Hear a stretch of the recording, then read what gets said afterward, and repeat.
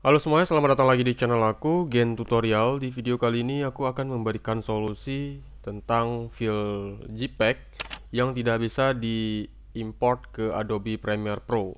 Nah, kita contohkan di sini. Kalian bisa lihat di bagian folder Bluetooth saya. Di sini ada satu gambar berbentuk JPEG, dan ketika saya drag ke dalam Adobe Premiere Pro, saya tambahkan ke dalam project, ini tidak bisa di import dengan keterangan the file cannot be opened because of a header error.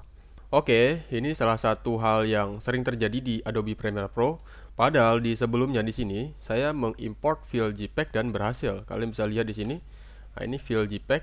Nah, dan bisa masuk dengan mudah di sini ya. Padahal sama-sama folder JPEG. Nah, maka yang ini bisa masuk, yang tadi nggak bisa.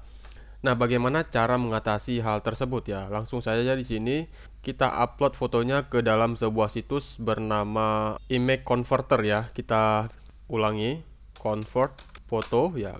Kalian telusuri saja seperti ini. Kemudian ini kalian buka yang bagian Image Converter to JPEG ini. Ini kita klik, atau nanti linknya bisa kalian cek di komentar atau deskripsi. Nanti aku bakal taruh link convertnya. Nah, di sini kita ganti ke format lain.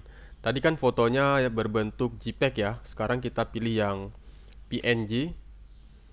Oke, kemudian kita klik Choose File untuk memilih file. Nah, ini dia filenya.